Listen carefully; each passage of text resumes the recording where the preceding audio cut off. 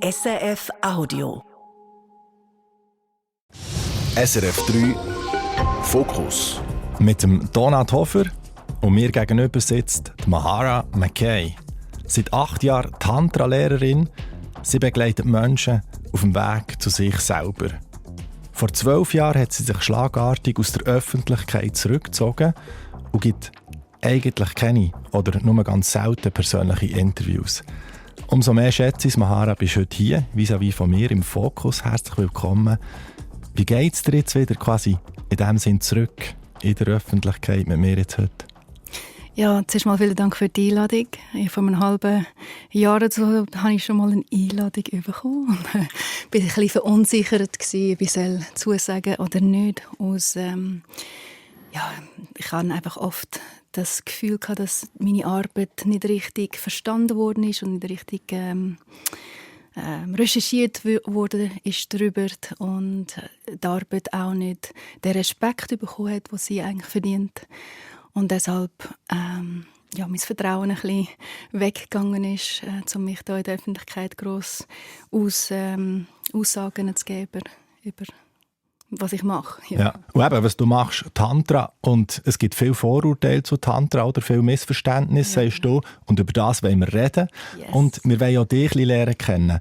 Hast du Lust auf eine Biografie? Darf ich dir kurz eine vorlesen? Ja, ich bin gespannt. Sehr schön, weil es ist deine. Mahara, geboren 1981 in Neuseeland, lebst dort die ersten 10 Jahre, bis sich deine Eltern trennen und du mit der Mutter in die Schweiz ziehst und mit dem kleineren Bruder, mit dem Jüngeren. Es kommen schwierige Jahre, die Familie am Existenzminimum und du wirst in der Schule gemobbt. Mit 19 bekommst du Krone, du wirst Miss Schweiz im Jahr 2000 und es tut die Tür auf in eine neue Welt.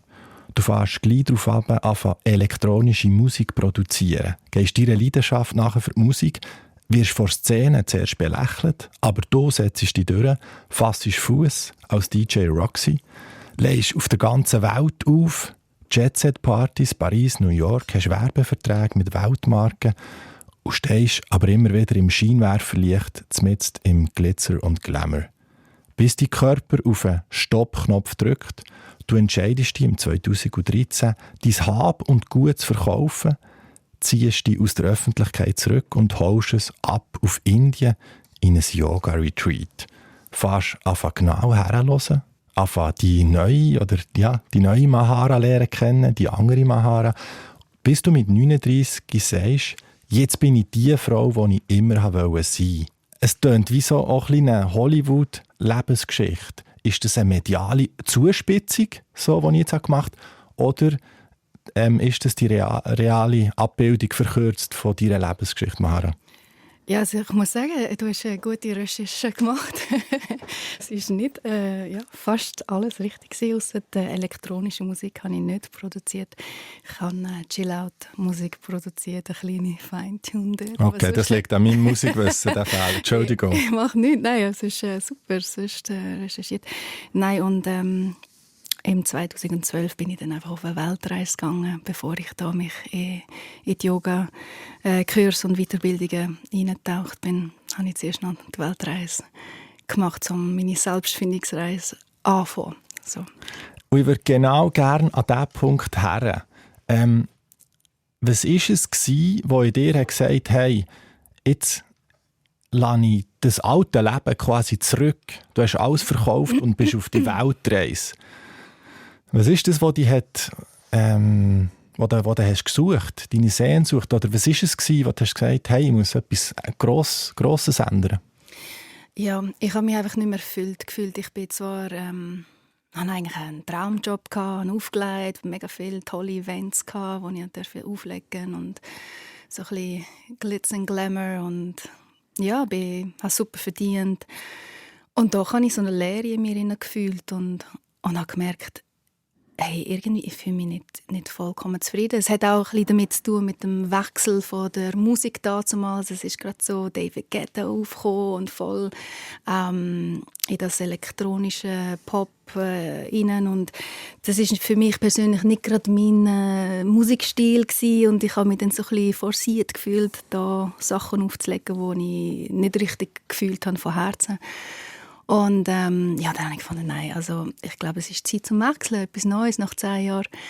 Und habe dann aber gemerkt, hey, ich habe keine richtige Ausbildung abgeschlossen, ich war immer selbstständig gewesen und nach dieser ganzen Missgeschichte und habe ein bisschen Angst bekommen. Aber ich wollte sagen, also und du hast ja dann alles Hab und Gut verkauft und ja. Ja, und ich hatte dann einen Knieunfall gehabt, also mein Meniskus ist rausgepoppt und für mich ist dann einfach die Zeit mal still gestanden, so ein bisschen ähnlich wie es allen während der Covid-Zeit gegangen ist. Und ich hatte Zeit zum Überlegen gehabt, die ich vorher nicht hatte oder mir nicht genommen habe. Und ich habe bin immer so etwas nachgeeifert, wo ich mit 20 gemeint habe, das ist es. Oder erfolgreich sein, dass ich gut ankomme bei den Leuten etc. Viel verdienen. Aber die Zeit ist dann gegangen und ich habe nie die Zeit genommen, um wirklich hineinzuschauen, was macht mir denn wirklich Freude. Und eben das Auflegen hat mir plötzlich nicht mehr Spass gemacht und dann habe ich gedacht, so, jetzt mit dem Knieunfall, ich muss etwas Neues wagen und ich habe gedacht, eine Weltreise, also für mich war Reisen immer etwas, das mich wie so grounded hat und wieder zurück zu mir gebracht hat, schon früher schon. Und dann habe ich gedacht, okay, jetzt packe ich einfach, ich gehe jetzt auf eine Weltreise. Weil ich habe mit meinem damaligen Partner auch Family haben. Und ich habe gefunden, bevor wir Kinder haben, gehen wir doch noch einmal ein bisschen die Welt entdecken. Guter Plan, ja. Ja, genau. Ja. Noch bevor wir auf die Weltreise gehen, du hast gesagt, eben die innere Leere, die du so hast gespürt, hast du die schon länger gespürt oder eben auch eine Zeit lang weggedrückt?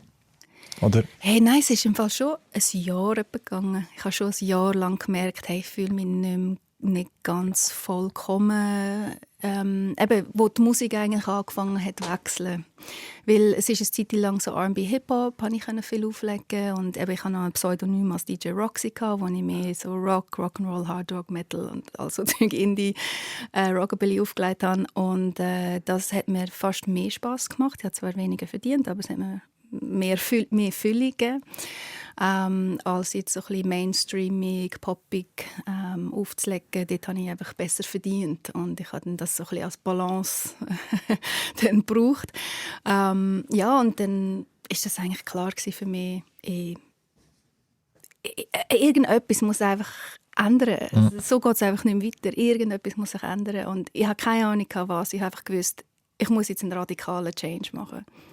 Oder ihr seid auf die Weltreise und im 2013, also ein Jahr später, oder, in Indien im Retreat für Yoga gelandet.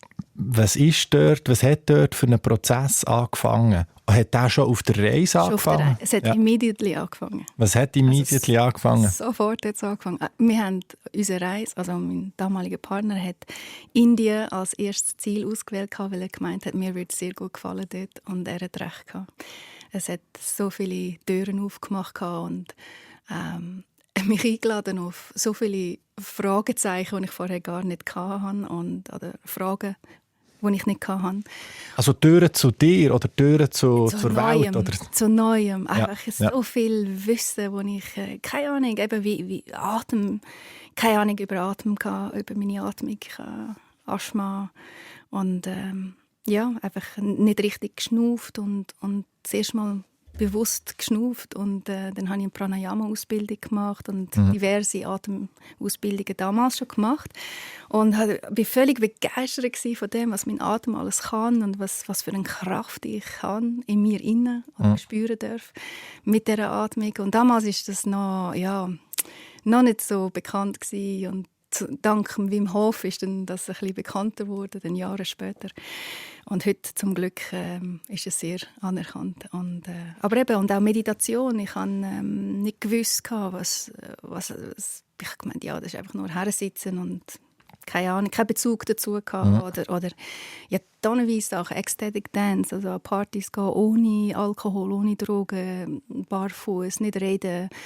Aber voll können abgehen oder Kundalini und oder Waterflow oder oder Contact Dance. Einfach so viele Sachen sind mir plötzlich gezeigt worden. Und es, ja viel, eben, es geht ja darum, dich selber lernen zu kennen oder mit den Menschen anders in Kontakt zu kommen. Jetzt aber, vorher bist du eben in der Jet-Set-Welt, Party, viel Lärm, eben, wo man die innere Leere vielleicht nicht spürt. Und dann sitzt man plötzlich her, meditiert und dann wird es still. Und es kann ja sehr unangenehm werden, nicht? Genau, also am Anfang, ich weiss noch, meine erste Meditation Klasse war in einem Ashram und es war pitchschwarz. Also pitch, ich weiss nicht. Mein Englisch. Pechschwarz. Aber du suchst manchmal die deutschen Wörter noch, weil eben, du bist in Neuseeland aufgewachsen. So. Ja, genau. Ja. Aber mein Englisch ist eben auch nicht für viel. Ja, okay. Ja, also wenn ich ein bisschen länger brauche, um meine Sätze zu bilden, ist es, weil ich gerade am Struggle bin. Oder? Genau. Ja, nein, und dann bin ich in den Raum hineingelaufen und ich habe wie eine Art Panikattacke bekommen. Ich bin vielleicht nach 20 Minuten dort rausgesäckelt und habe wie einen Asthmaanfall bekommen. Und einfach,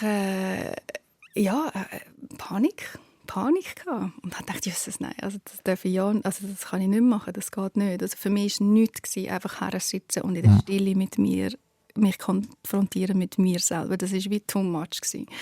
Weißt du, von was too much? Oder weißt du, was ist passiert? Ich bin einfach von allem. Einfach von der Dunkelheit, mein Atem ist plötzlich so in Stottern gekommen. Oder ich habe einfach nicht gewusst, wie ich richtig atmen.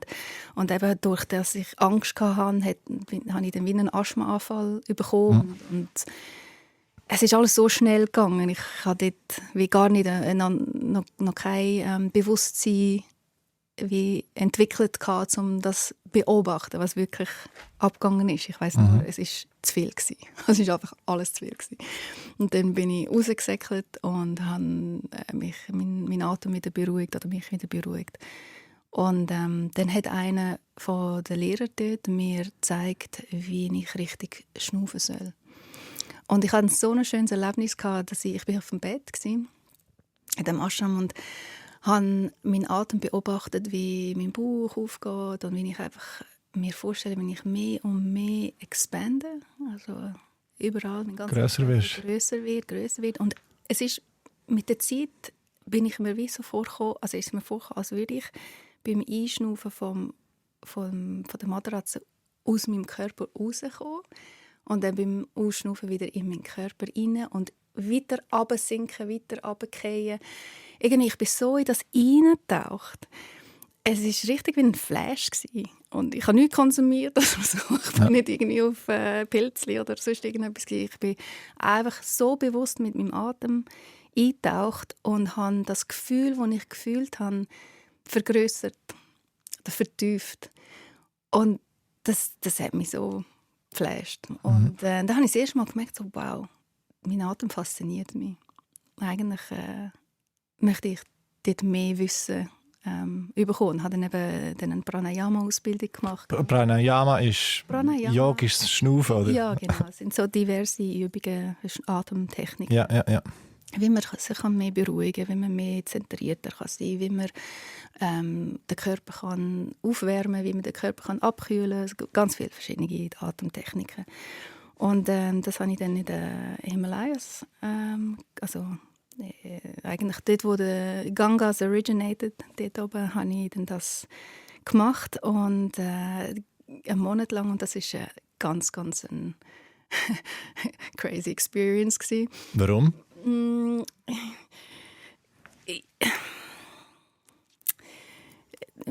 Mein Lehrer, den ich dort hatte, ich weiss nicht, was sein Problem war. Ich glaube, ich hatte wie so das Gefühl, er war wie eifersüchtig, dass ich wie mehr erlebt habe. Also so ist es mir reingekommen. Ich weiss nicht, das ist einfach meine Story in meinem Kopf, weil so wie er reagiert hat. Ich habe ihm Sachen erzählt, die ich spüre, und ich habe immer gemerkt, wie er das nicht glaubt. Und dann hat er wie so abschätzend, so als ob ich irgendwas vormachen würde. Und eines hatte ich dann ein Erlebnis, das sehr beängstigend war und ich will nicht wie so einen radikalen Stopp machen wollte, weil ich einfach so Angst hatte, weil ich nicht gewusst habe, boah, das ist zu heftig, was gerade mit meinem Körper passiert. Und habe ihn dann gefragt, eben, was das war oder wie ich das kann regulieren kann. Und dann hat er mich einfach wieder so abschätzend, so à la, ja, das kann man gar nicht. Das quasi habe ich alles so ein bisschen erfunden. Aber wie kann ich mir das vorstellen? Wie kann ich mir ein inneres Bild machen? Von dem, wenn du sagst, was passiert da? Zum Teil konnte ich meinen Körper einfach stundenlang nicht bewegen. Es ist wie, wenn jemand Zement über mich gegossen hätte. Und ich einfach wie versteinert war. Aber durch das Schnaufen? Ja, einfach durch gewisse Atemtechniken. Und ich dann Stunden gebraucht habe, um wieder überhaupt den Körper zu bewegen. Und einmal hatte ich wie das Gefühl, es ist wie so ein Stahlstange in meiner Wirbelsäule. Es war so hart und so, ja, einfach, es hat sich nicht gut angefühlt. Es ist zu intensiv, es ist so schnell und dann ist es wie so gewachsen und bis zum Hals rauf. Und ich hatte dann wie Angst, als es beim Hals war. Habe ich gefunden, okay, jetzt muss es stoppen. Und dann habe ich wie aufgehört. Und dann ist langsam alles wieder so ein bisschen weg. Und das ist dort, wo ich ein bisschen Angst bekomme.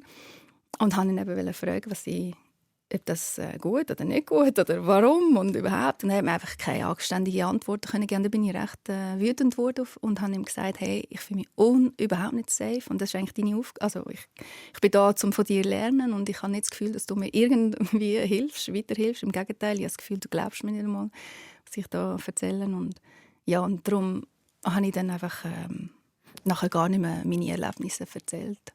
Ja, es klingt ja auch eigentlich beängstigend. Wieso bist du auf diesem Weg weiter? Du hättest ja können sagen, hey, mir reicht's, ich breche hier ab. Weil ich auch sehr schöne Erlebnisse, aber dort, wo ich zum Beispiel wie versteinert war, das war eine Faszination, weil ich bin wie der Beobachter geworden, aber von so viel. Ich kann wie auf verschiedene Dimensionen oder Ebenen der Beobachter werden. Und das hat mich recht geflasht. Also, ich habe gefunden, holy shit, das ist abgefahren. Und einfach eben ohne Konsum von irgendetwas Externem, sondern einfach vom bewussten Schnaufen oder diverse Atemtechniken. Ja. Welche Mahara hast du lernen, oder weißt, wie hast du dich selber anders lernen kennen? Was ist mit dir als Mensch wie passiert, nachhaltig oder tiefgehend? Was hat sich da? Ja, also wow, es ist eine unendlich lange Liste, die sich natürlich über 10, 14 Jahre, wo ich jetzt die Persönlichkeitsentwicklung mache in der Spiritualität. Aber also das Wichtigste ist natürlich die Selbstfindung zu mir oder herausfinden, wer bin ich überhaupt und wo sind meine Stärken, wo sind meine Schwächen, wie kann ich mein Leben so kreieren, dass ich thriven, also dass ich wachsen und meine Gabe oder meine Medizin darf teilen, dass ich wie eine Art Purpose Gefühle. Sinn ist Purpose, ist Sinn. Danke. Und Sinn im Leben fühlen. Und mit dem, was ich weitergeben und teilen mit anderen, wird es nicht nur ein Geben, sondern auch ein automatisches Überkommen. Indem ich sehe, wie die Leute wachsen dürfen, wie sie dankbar sind, wie sie sich verbunden fühlen mit sich selber, mit allen anderen, mit der Natur. Und in dem ist so eine Fülle drin. Es fühlt sich so vollkommen an, so ganz einheitlich an. Zuerst habe ich natürlich bei mir angefangen, also mein Shit aufräumen und mich anzuschauen. Und dann nachher habe ich durch das, ich herausgefunden habe, wer ich bin, habe ich dann auch herausgefunden, was für einen Job ich mache, wie ich Geld verdiene, wo ich wohne, mit wem ich zusammen sein will und wer mir gut tut und wer mir nicht gut tut. Und das ist, wenn du mich fragst, ist das eigentlich die einzige sinnvolle Frage, die man im Leben sich selbst stellt. Welche? Wer bin ich? Wer bin ich? Und wenn ja, wie viele? Ja, wer bin ich? Ja. Das ist so eine spannende und beängstigende Frage zugleich. Und du hast ja mit 39 hast du gesagt, jetzt bin ich die Frau, die ich immer sein wollte. Hast du dort die Antwort gefunden, ich bin die Mahara? Die Antwort ist eben spannend, weil sie verändert sich ja stets. Sie bleibt nie stehen. Das wer bin ich. Ja. Es ist nie, ich bin jetzt weiss ich, wer ich bin. Sondern es wandelt ja stets. Weil jeden Tag, jede Connection, jedes Erlebnis wandelt, verändert einem ja wieder. Und bringt einem ja wie ein Stück wieder nachher zu sich. Du hast deine Stärken lernen kennen, du hast dort den Weg ins Tantra gefunden. Es nimmt mich sehr Wunder, ich will darauf zu sprechen kommen. Und gleich hast du vorhin gesagt, hey, das, wo der Shit ist raufgekommen. Kannst du da mehr dazu sagen? Weißt du, was ist an schwere Kost raufgekommen? Oder Alles. Alles. Alles. Wow, also als ich angefangen habe, ich habe ein Mindfulness-Training gemacht. Und nach dem Training habe ich gedacht, ich bin ein Häufchen Elend. Und wer würde mich überhaupt lieben? Weil ich bin doch so unliebenswert. Ich habe nur noch meine Schatten gesehen. Ich habe so viele Schatten von mir entdeckt, und ich keine Ahnung hatte davon. Und denke dann, hey, nein, mich will kein Mensch lieben. Und das ist natürlich, dort darf man aufpassen und einfach immer wieder erinnern, hey, es haben alle ganz viele Schatten. Und an dem Moment, wo du anfängst, dort hineinzuschauen, darfst du einfach alles mal aufschreiben. Und dann nachher kannst du mal die 3 Sachen, die dir am wichtigsten sind, in dem Moment, wo du merkst, okay, hey, dort will ich weiterkommen. Die 3 Sachen highlighten und alles andere mal auf die Seite legen. Was ist too much ist auf das Mal? Hey, nein, du kennst schon. Also you feel like drowning. Versauf, oder wie? Es fühlt sich wie wenn du untergehst. Und ich musste dort wirklich mir sagen, hey Mara, tief durchschnaufen, du bist liebenswert, es ist alles okay. Einfach einen Schritt nach dem anderen nehmen. Aber ich habe ein Zeitchen, also wirklich, ich bin fast in Depression hineingegangen, weil ich nur noch meine Schatten gesehen habe. Und ich war so dankbar. Also ich hatte einen Partner in Neuseeland, der hat mir richtig einmal den Spiegel hergehabt. Und zusammen mit dem Mindfulness, Achtsamkeitstraining, das ich gemacht habe, mit dem neuen Bewusstsein, das ich geschenkt bekommen habe, oder mich geöffnet habe dazu, habe ich so viel. Also er hat mir wirklich den Spiegel hergegeben. Also jede Beziehung hebt einem ja den Spiegel her. Wenn man Wenn man will sehen und nicht Fingerpointen, nicht immer denken, es ist immer der andere, sondern warum funktioniert Beziehung nicht? Kannst du mir eine Kostprobe geben von, weißt du hast gesagt Schatten. Was heisst das konkret? Also was hast du Lust, einen Schatten zu teilen und mir Hunger, wie bist du mit dem umgegangen? Weißt du, was machst du dann? Was heisst anschauen? Was heisst das optimieren, verbessern bei dir jetzt? Okay, zum Beispiel, ich habe enorm lang darunter gelitten, dass ich kleinere Brüste habe. Ich habe immer grössere Brüste. Mit 16 Jahren habe ich auch überlegt, ja, will ich meine Brüste vergrössern. Und habe mir wirklich da ernsthaft Gedanken gemacht, weil ich mich nicht selbstsicher in meinem Körper gefühlt habe. Was natürlich einen Dominoeffekt hat, weil ich deshalb dann auch nicht mich voll und ganz öffnen in der Sexualität. Habe mich auch nicht getraut, zum Beispiel auf dem Rücken zu liegen, weil dann hast du ja noch flächere Brüste und so weiter und so fort. Also machst du einen Mindfuck, oder? Und ich habe dann gemerkt, irgendetwas muss ich da, also meine Schatten war, dass ich mich nicht selber liebe. Ich akzeptiere meinen Körper nicht so, wie es ist, sondern ich will etwas anderes, was ich nicht habe.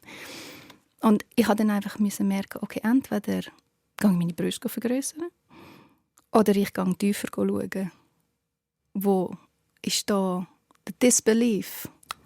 Also wo ist da der falsche Glaubenssatz, dass ich mir in meinem Kopf gepflanzt habe? Weil wenn eigentlich der Körper zum Beispiel, es gibt fast keine Frau, also wenige Frauen, die wirklich ihren Körper wirklich lieben. Und sonst die meisten haben irgendwo ein bisschen einen Komplex. Und nicht nur Frauen, Männer auch. Logisch. Und damit ich dort drüber ist ganz, ganz viel Arbeit an Bodywork. Also in meinen Körper wieder landen und meinen Körper zu fühlen und meinen Körper zu bewegen und meine Brüste wieder zu lieben und sie anzunehmen. Und der Moment, wo ich wirklich, also ich habe Jahre gebraucht, gell? Und der Moment, wo ich sie annehmen konnte, habe ich automatisch mehr gefühlt. plötzlich haben meine Brüste sind so sensibel und so gefühlsvoll. Also ich habe so viel gefühlt in diesen Brüsten. Und ich muss auch sagen, ich bin dankbar für einen Ex-Partner von mir, der mir geholfen hat, das zu heilen. Oder der Glaube, den ich hatte, dass meine Brüste nicht schön sind. Dank einem Partner, der meine Brüste geliebt hat und sie wunderschön gefunden hat, das hat mir so viel geholfen. Also so können wir auch einander gegenseitig helfen, indem dass man einfach von Anfang an, zum Beispiel in einer Beziehung, dann sagt, hey, schau, meine Schattenseiten sind oder meine Ängste sind oder meine Unsicherheiten sind. Oder? Und dann nachher wenn dann der Mensch, mit dem du zusammen bist, dich wirklich sieht und wirklich liebt, dann supportet die Person dich drinnen, dass du dich wirklich entfalten und mehr Akzeptanz für die Körperteile darfst gewinnen. Mir nimmt Wunder von dem Indien, von dem dich selber lernen kennen, inwiefern hat es dich oder warum hat es dich ins Tantra gezogen, wo du heute ja mit Tantra schaffst, Tantra-Lehrerin bist. Warum Tantra? Was ist das, was dich dort fasziniert hat, das, was du gefunden hast? Also zuerst würde ich einfach ganz, ganz grob erklären, was Tantra ist. Tantra ist ein spiritueller Weg für Selbstentdeckung, zur Bewusstseinsentwicklung, Persönlichkeitsentwicklung, für spirituelle Wachstum und für innere Transformation. Einfach so sehr grob erklärt. Ja. Was sie definitiv nicht ist, sie ist keine Religion, sie ist kein dogmatisches Glaubenssystem, sie ist keine schwarze Magie oder Okkultismus oder Sex Magic, sie ist kein Hedonismus oder etwas, wo man nur auf Lust und Befriedigung oder den Kick sucht oder sich reduziert, sondern genau, es geht wirklich um viel Disziplin und Bewusstseinsentwicklung. Und warum ich auf diesen Weg gekommen bin, ist, weil ich habe einige sexuelle Traumas erlebt und ich wollte mich von diesen Ängsten oder diesen Unsicherheiten befreien. Und ich wollte Sexualität als etwas Schönes erleben und nicht als etwas forciert oder nur auf einen Orgasmus fokussiert oder gezwungen. Und ich konnte dank dem tantrischen Weg meine sexuellen Traumata heilen und aber auch gewisse Sachen, neue Traumas auch über. Also ich habe beides erlebt. Ich habe in der tantrischen Szene beides erlebt. Ich habe Heilung erlebt mit Partners, wo ich tiefe Beziehung aufbauen und Vertrauen und so mit ihnen dann auch in die Tiefe gehen können. Und das empfehle ich auch jedem, der im Tantrischen mit sexueller Energie möchte arbeiten, empfehle ich nur mit dem Partner zu machen. Und alles andere, was Tantra ist, also mit Bewusstseinsentwicklung, das ist dann zum Beispiel meine Tantra-Meditationen, das geht überhaupt nicht um sexuelle Energie, wirklich gar nicht, sondern mehr um Entspannung. Und auch das hat mich im Tantrischen interessiert, halt einfach das Tiefe, wie kann ich einen Bezug zu meinem Körper haben, wie kann ich mich sicher in meinem Körper fühlen, frei in meinem Körper fühlen, wie kann ich meine Boundaries, meine Grenzen setzen und klar kommunizieren, ja, den Mut finden, um meine Grenzen zu kommunizieren, was sehr viele Frauen nicht haben. Wie kann ich meine Sexualität nicht als schamvoll, sondern als pure Lebensenergie anerkennen und einladen und umwandeln, die Energie, die sexuelle Energie, wie kann man sie nutzen für Kreativität und für Lebensfreude. Und sehr, sehr oft wird Sexualität im Verborgenen gemacht oder wird es unterdrückt und, oder verleugnet oder verhässlicht. Und das ist ja eben so das Paradoxische, ja, wo ich dann also wenn man dann eben über Tantra dann redet, wird so oft das Wort wird so oft missbraucht, missverstanden. Und meine Aufgabe ist es, einfach da mehr Klarheit und Bewusstsein in das Feld einzuladen, weil ich habe mir auch schon überlegt, vor Jahren, ob ich einen anderen Namen suchen soll, um meine Arbeit zu betiteln. Aber es gibt nichts, was so allumfassend ist, wo die Sexualität inweitet, also einlädt und uns auf so einer gesunde und heilsame Art und Weise gelehrt wird, aber eben leider nicht überall.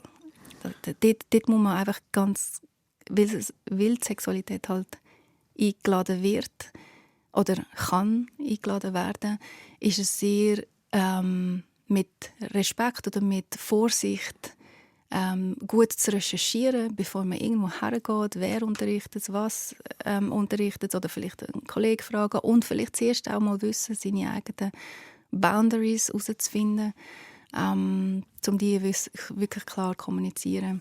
Weil nicht jeder hat gute Intentionen. Ich würde gerne, jetzt ist das Thema Grenzüberschreitung. Du hast selber erwähnt, du bist auch in der Tantra-Szene. Hat man dir gegenüber die Grenzen überschritten. Und du hast aber als 16-Jährige bist du vergewaltigt worden von einem Fotograf, der bei einem Shooting dich mit K.O.-Tropfen hat aus dem Bewusstsein gebracht. In diesem Rahmen hier, willst du oder wie kannst du über das reden, sodass es für dich stimmt? Also wir haben im Vorgespräch darüber geredet. Mhm. Ja, ich habe heutzutage kein Problem, über fast alles zu reden. Der einzige Grund, warum ich über so Themen rede, ist wirklich, um Menschen aufmerksam zu machen und sie hoffentlich ermutigen können oder auch vielleicht ein Schulsystem Wie meinst du Schulsystem? Schulsystem können einladen, vielleicht da ein bisschen mehr in der Sexualkunde die Leute, Kinder vielleicht schon früher aufklären über die Sexualität und über Tabus und wo kann man hergehen, wenn man unsicher ist oder wenn man Fragen hat, etc. etc. Ja, jedenfalls, ich hatte zweimal ein sehr unschönes Erlebnis gehabt. Einmal 16 und einmal bin ich 17 oder 18, dort umeinander 17, 18 gewesen. Und ich habe das sehr, sehr lange verdrängt, habe mit niemandem darüber geredet. Nicht einmal meiner besten Freundin, weil ich einfach so viel Scham hatte. Ich habe mich so... Es ist einfach... Ich finde, was ich eigentlich am allerschlimmsten gefunden habe von dem ganzen Erlebnis, ist, dass ich das Gefühl habe, ich habe etwas falsch gemacht. Und das finde ich krass. Ich bin wie paralysiert gewesen. Ich habe nicht gewusst, zu wem gehe ich. Also ich habe nicht einmal... Ich habe gewusst, meiner Mami kann ich alles erzählen, aber ich habe Angst, ihr das zu sagen, weil ich nicht wollte, dass sie mir das verbietet, weiterhin zu modeln. Und für mich ist das damals halt, ich war 16 und das war so, ja, cool gewesen. Und ich konnte ein bisschen Cash machen. Wir waren immer ein bisschen pleite gewesen. Und ja, ich wollte nicht, dass das vorbei ist. Und konnte das einfach verdrängen. Das ist krass, was man verdrängen kann. Und wie lange... was heisst verdrängen? Der Schmerz, die Wunde, das was in dir innen vielleicht zerbricht. Ich habe diese Geschichten so krass verdrängen, dass es einfach nicht existiert hat. Es hat einfach nicht existiert. Und Jahre später, also 15, 20 Jahre später, als ich in dem ganzen Prozess in Selbstheilung, meine Traumen so verarbeite, ich bin 14 Jahre dran, alles wieder raufgekommen. Alle Bilder, alles so klar vor mir gewesen. Und ich bin dankbar, dass ich das gewagt habe, aufzunehmen wieder. Weil am Anfang ist es natürlich schon nochmal, erlebst du den ganzen Schmerz wieder, aber es hat geholfen, zum unglaublich viel Stärke auch und Bewusstsein wieder rauszufühlen. Hey, wenn ich ein Kind habe, will ich meinem Kind ganz, ganz klar über ihren Körper aufklären, ihr zeigen, was okay ist und was nicht okay ist. Und zwar schon im Kindergarten. Also weißt schon, dass sie weiss genau im Kinski schon, was okay ist und was nicht. Und wie sie sich wehren kann, zu wem sie kann reden kann. Und ich meine, so viele Leute, die haben das Glück nicht, dass sie daheim reden können. Es wird ihnen vielleicht nicht geglaubt oder vielleicht ist sogar jemand aus der Familie. Also es ist, ja. Hast du jemals später, wo du das für dich hast können, ich weiß auch nicht, was das richtige Wort ist, aufarbeiten tönt so blöd, heilen tönt auch so blöd, jemals das Bedürfnis gehabt, der Fotograf... Ja, sicher. Ja, aber es gibt einen gewissen Zeitpunkt, wo es zu spät ist. Und das Krasse war, ich hatte das irgendwann einmal aufgebracht an einem Dinner bei einer Kollegin, die auch in dieser gleichen Agentur war und mit dem gleichen Fotograf gearbeitet hat. Und dann ist aufgekommen, dass sie Ähnliches erlebt hat und noch ganz viele andere Frauen auch, die ich kenne. Und dann habe ich ihr eben gesagt, hey, aber sorry, dann müssten wir den ja irgendwie finden. Und das war ein Asiat und der wohnt nicht in der Schweiz. Aber wir könnten das sicher irgendwie finden, ja. Und dann hat sie gemeint, ja, das sei zu spät. Und, also verjährt, oder wie? Ja, genau, das sei zu spät. Das können wir nicht mehr nachwirkend machen. Aber was wir machen können, ist einfach die Leute mehr aufklären, wie sie in so Fällen reagieren können und wo sie können. Ja, also ich finde das einfach sehr wichtig, dass das eben schon früh den Kind, allen Kindern, also auch Buben, aufklären, oder was, dass dein Körper ist. Und niemand hat das Recht, dich auf irgendeine Art und Weise anzulangen und auf was sie achten sollen, und wie sie dann reagieren sollen. Ja, weil vielmals ist es ja auch vielleicht sogar heute, also ich habe auch schon kenne Freunde, wo es auch in der Familie, weißt, auch bei den Geschwistern und so kann passieren, oder? Aber die sind ja selber noch Kinder und wissen ja auch nicht, dass das nicht okay ist. Also weißt, darum eben, einfach aufklären. Mir nimmt Wunder, eben in diesem Tantra-Feld, wo du tätig bist, man geht sehr schnell in so Seminar, sagen wir mal, wird man emotional oder vielleicht auch körperlich, Umarmung und so. Wie schaust du, dass es keinen Übergriff gibt? Ich tue immer den Leuten enorm, also vielleicht bin ich auch fast zu vorsichtig, aber ich finde einfach immer, hey, ich sage es lieber einmal mehr als zu wenig. Ich schaue stark, dass wir nicht people pleasen. Auch mit Umarmungen. Ich finde Umarmungen toll, aber hey, nicht jeder will jeden umarmen. Und dann tue ich immer den Leuten zeigen, wie man mit Körpersprache ganz einfach kann kommunizieren, dass man vielleicht gerade nicht eine Umarmung will, aber gleich, dass man einander sieht und respektiert, indem man auch ein Namaste macht. Und wenn man umarmen, dass beide den Arm aufmachen, um zu sehen, okay, der will auch eine Umarmung, also macht man den Arm auf und sonst ist es einfach ein Namaste. Und genau. Und dann kann jeder für sich selber entscheiden. Und dann tue ich einfach immer wieder so Fragen in die Runde reinwerfen, so, okay, bist du wirklich in dem vollen Jahr gewesen? Oder hast du auch gedacht, ja, ich mache es jetzt. Es ist ja nichts Schlimmes dabei. Aber eigentlich habe ich keine Lust. Und dass wir wirklich genauer hinschauen und hören, vor allem, was der Körper will, in jedem Moment, dass wir einfach schneller werden mit Reagieren. Und einfach voll in unserem Ja sind und nicht in einem Ja für jemand anderes. Und du hast ja eben selber auch in diesem Tantra, in diesem Umfeld Missbrauch erlebt oder vielleicht auch beobachtet. Oder es ist manchmal ein feiner, aber es ist eine Grenzüberschreitung. Weißt du, wo ist die Gefahr? Ja, ich habe sogar auch von Lehrern Missbrauch erlebt. Wo ich,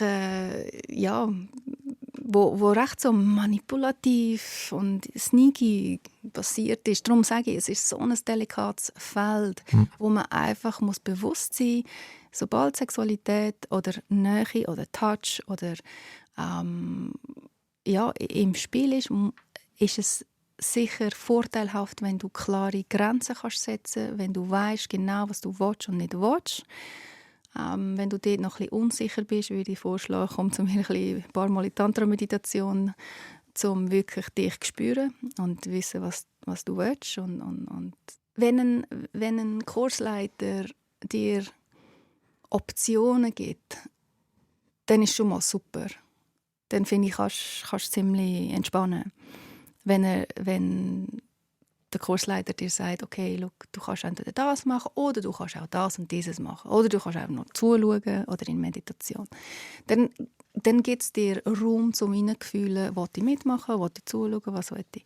Aber wenn es so ein bisschen pushy ist oder hey, jetzt machen wir, das ist das, was jetzt alle machen und jetzt machen alle, dann ist es schon wieder ein bisschen Gruppen-Pressure. Ja, und dann getrauen sich vielleicht gewisse wieder nicht zu sagen, hey, nein, stopp, das will ich nicht. Oder weil alle anderen machen es ja auch. Also komm, jetzt mache ich es. So schlimm kann es ja nicht sein. Und von dem wollen wir einfach, also will ich mega wegkommen. Es soll wirklich ein volles Ja sein. Und wenn man unsicher ist, dann schau lieber mal einmal zu, los, was es ausgewirkt hat. Weil ich muss auch sagen, oftmals sind gewisse Übungen, wenn du jetzt rein vom optischen zuschaust, kann zum Teil gewisse Übungen schon auch so ein bisschen, für was soll das gut sein? Und dann, wenn man aber dann zulässt bei den Leuten, es gibt ja immer so Sharings, wo man nach einem Exercise oder nach einer Übung gibt es so Sharings, wo man teilt, was man erlebt hat. Und dort hörst du dann, ist sehr faszinierend, was man dann hört oder was man lernen darf, rein vom Hören. Oder? Weil, auch wenn du nicht mitgemacht hast, dann siehst du, jeder erlebt etwas ganz anderes. Und das ist ja die Magie, finde ich, von dieser Arbeit. Es ist nicht, man macht das und dann gibt es einem das. Sondern man macht das und der Hans erlebt dieses, Vreni erlebt dieses, Susanne erlebt dieses und jeder erlebt etwas anderes. Und das ist das, was ich so kraftvoll finde an dieser Arbeit. Es ist nicht eine klare, du wirst jetzt genau das erleben, sondern jeder kommt genau das über, was er eigentlich braucht, was er muss sehen, wo einem weiterbringt in seiner eigenen Persönlichkeitsentwicklung. Die Frage ist sehr persönlich und du sagst, wenn es zu persönlich ist, aber das Trauma von dieser Vergewaltigung, die Verletzung, wie hast du die können, ja, ich weiss nicht mal, wie das richtige Wort ist für dich, weißt, wie bist du mit dem später näher umgegangen und in eine Heilung oder so gekommen? Also am Anfang sehr viel Emotional Release. Sehr viel. Was heisst das konkret? Oder? Das sind ich hatte sehr viel Wut gehabt. Unglaublich viel Wut. Also die ist dann nach Jahren die endlich raufgekommen? Ja. Und dann konnte ich das einfach mal alles rauslassen und rausschreien und rausboxen und raus ins Küssen reinschlagen. Und das, ja, ich weiss nicht, wie viel Mal ich das gemacht habe. Also jedes Mal ein Stückchen mehr ab. Dann einfach aus dem Victim-Role raus. Also nicht, auch wenn ich ein Opfer war, weil ich wirklich auch beim ersten Mal... Aber K.O.-Tropfen? Ja, genau. Ja. Also, kannst nicht anders sagen. Bist wirklich ein Victim, was heisst das? Opfer. Ein Opfer. Genau, aber gleich aus dieser Opferrolle rauszukommen, das gibt einem mehr Kraft, mehr... Wie kommst du da raus? Wie bist du rausgekommen? Wie ich rausgekommen bin. Aber indem dass ich zuerst mal meine Wut rausgelassen habe und dann in die Vergebung reingekommen bin. Und einfach, ja, auch wenn es noch so unlogisch vielleicht für viele klingt, aber einfach die Vergebung. Die Menschen vergeben. Mit dem Täter? Also ihm hast du vergeben? Genau. Einfach imaginär für dich? Oder? Für mich, ich habe das einfach für mich entschieden, okay, ich kann ihn das Leben lang hassen, aber der Hass, wo ist der? Der ist in meinem Körper. Wollte ich den in meinem Körper? Weil der wandelt sich meistens in ungesund, Gebrechen oder mentale Störungen oder whatever, aber es tut sich wandeln in etwas Schlechtes, was für mich schlecht ist, wollte ich ihm noch mehr Kraft geben, indem dass ich mich noch verschissener fühle? Nein, wollte ich nicht. Und so habe ich mich wie so daraus rausnehmen und sagen, hey, ich schenke dem keine Sekunde mehr von meiner Energie. Ja. Das ist meine Energie und die hole ich mir zurück. Ja. Und das andere war durch die Heilung von meinem Ex-Partner, der Übungen mit mir gemacht hat, mit ganz viel Heben. Also einfach die Hand über die Yoni, also die Vulva, drüber legen und einfach nur heben.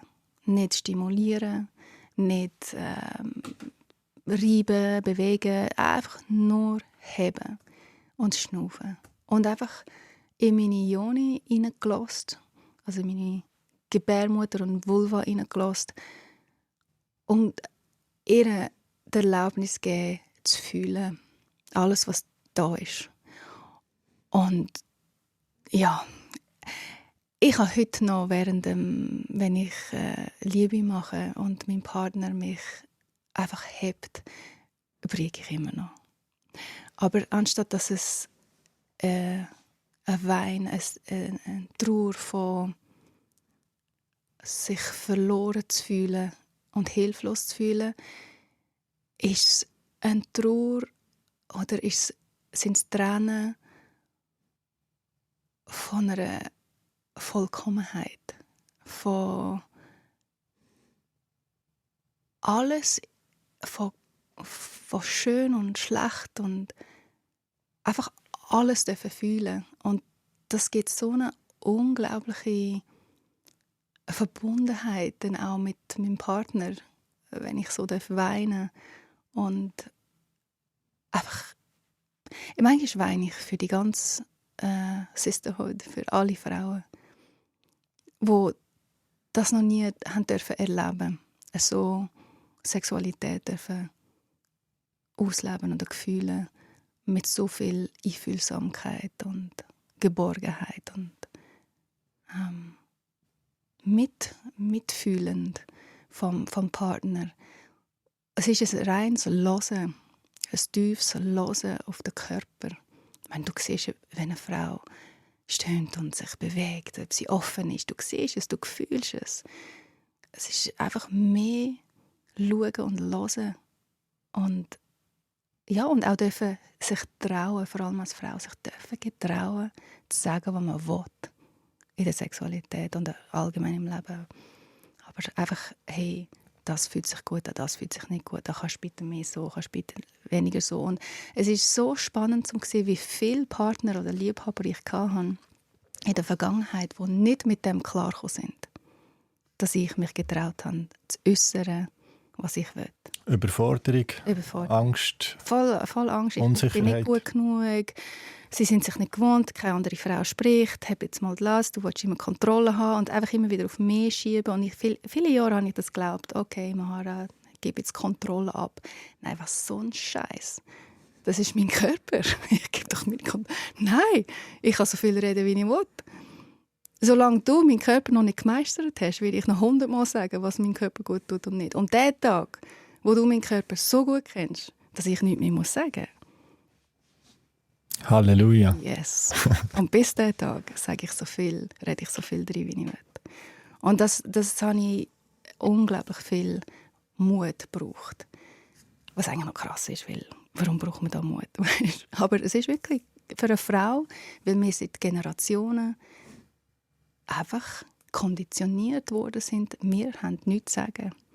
Wir sind da zum Beispreizen und zum Kindgebären. Und für andere ihre Pleasure da zu sein. Krass gesagt. Für Generationen. Ich habe gedacht, ich probiere dem Schluss noch irgendwie aufzukommen, glücklich aufzuhören. Aber nein, komm, wir hören genau hier. Okay. Also, nein, da hören wir nicht auf. Mal, das war doch jetzt starke, bewegende Worte. Können wir doch jetzt einfach so stehen, Mahara? Ja, ich weiss nicht. Also, ich würde viel lieber den Menschen einfach allgemein ja, einfach, ich hoffe, dass das Gespräch, oder zuerst mal danke fürs Zuhören, aber ich hoffe, dass das Gespräch vielleicht der ein oder andere bewegt hat, zum Wollen mehr Bewusstsein einladen in seinem Leben, zum können die volle, strahlende, amazing Self zu werden, Person zu werden, die du wirklich bist. Und was wünschst du dir für dich? Für mich? Wow.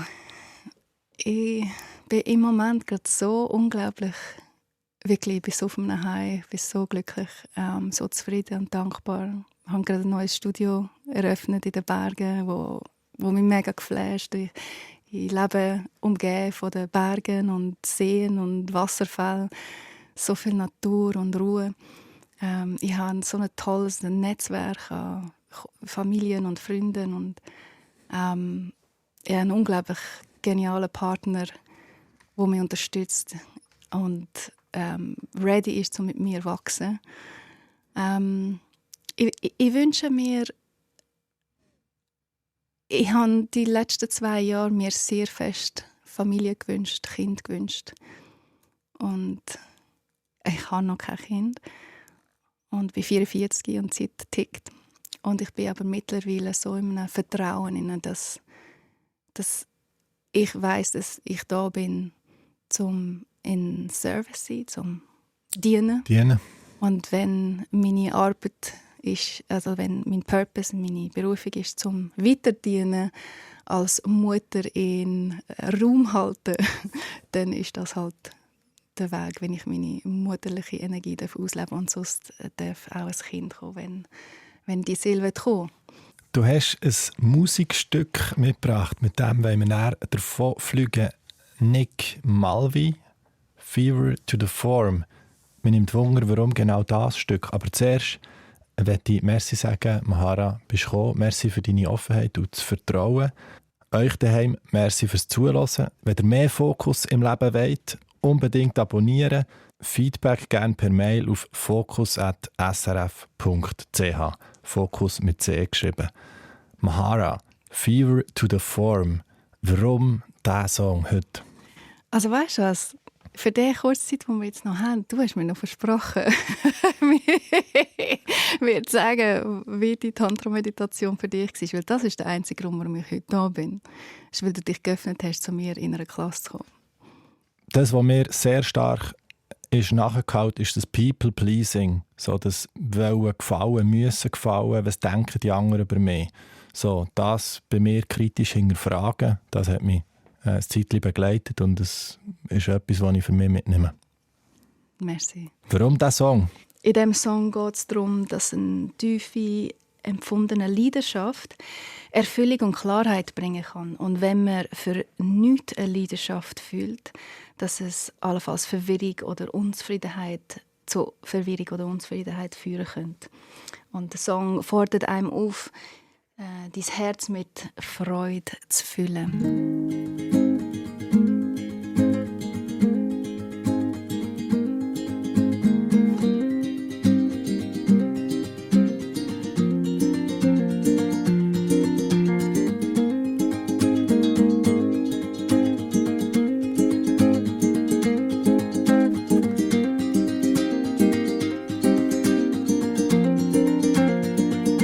With the musical madness, we'll live by one of the two, by one of the two. So go on, fill your heart up with gladness. Not a moment too soon, not a moment too soon. We should be rational.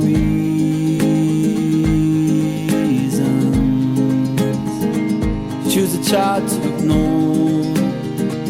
Of this I've never been sure. So I will follow the feeling and sing fever to the form. All of my fever to the form.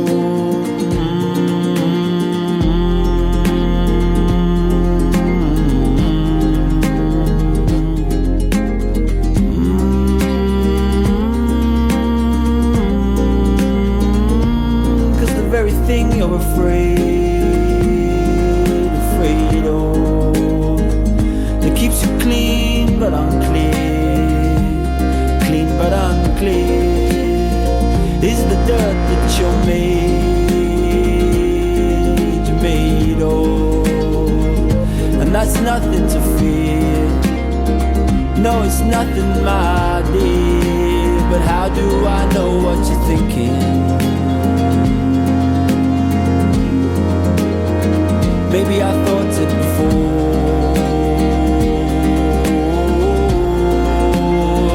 Maybe that's why I'm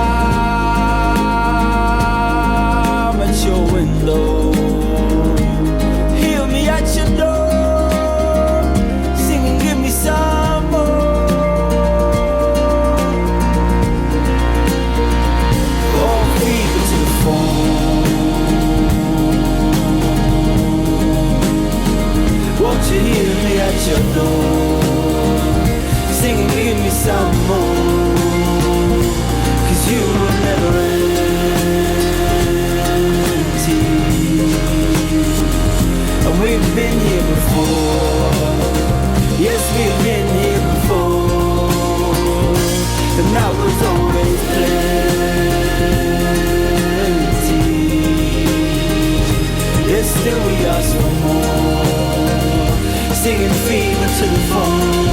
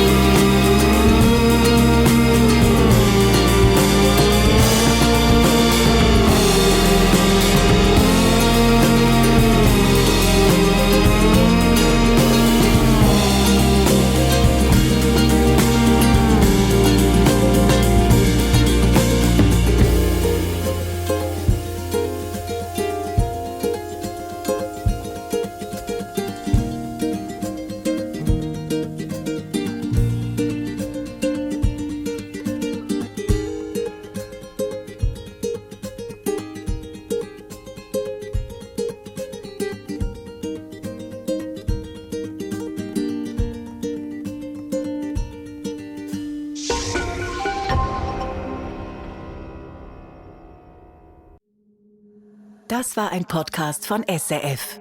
Produziert im Auftrag der SRG.